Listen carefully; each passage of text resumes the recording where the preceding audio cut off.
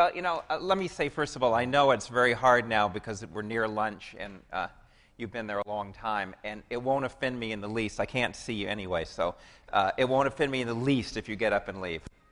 I told Graham when he invited me that this is not a topic about which I know anything, and now I'm even more convinced.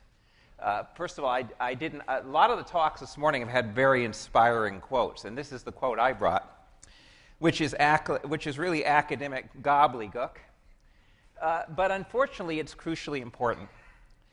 This is a kind of summary of what cognitive science, the learning sciences have discovered about the human brain.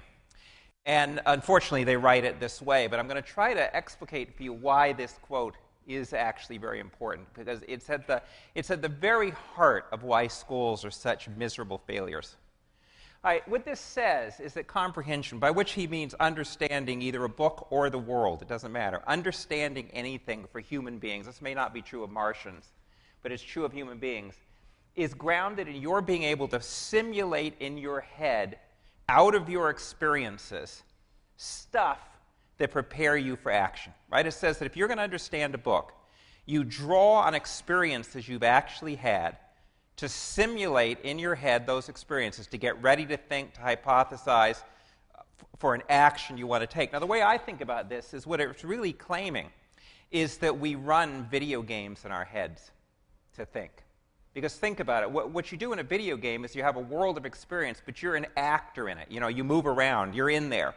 And what this says is that's really how you understand the world, that you can run in your head, if you've had any experiences, stories and scenarios that get you ready for action. Now, the other side of this quote says that if you don't have experiences in an area, or you're not doing something where you're going to prepare for an action, you will be at your worst. Now, think about what this means when we get to books. What it says is you don't understand a book unless you've had the experiences related to the content of that book. So if it's a book in science, then you don't understand the book unless you've had embodied experiences relevant to science. And those experiences are things you can think through and simulate in your head when you have a goal for action. So what do we do with books? We give them to kids in school who've had no experience in that domain when they're not going to be ready for any action. We use them in exactly the way where we predict they would be bad off. Now let me put this in another way. This is exactly like, which I discovered when I started playing video games, this is exactly like giving people the manuals for games without the games. See, if you're a gamer, you know this. A manual for a game, this is why kids don't do this, but adults do it. You start playing video games, and what do? You get the manual out and you start to read it, right?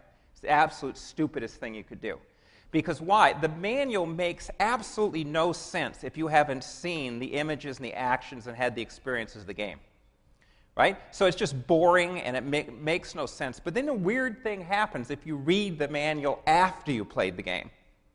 Everything in the manual makes perfect sense now. Why? Because it has what I call situated meanings. That is, every word in the manual is now connected to an image, to an experience, to an action, to a piece of dialogue. Situated meanings. That is, you can run experiences in your head, you can think through those experiences because you just saw them in the game.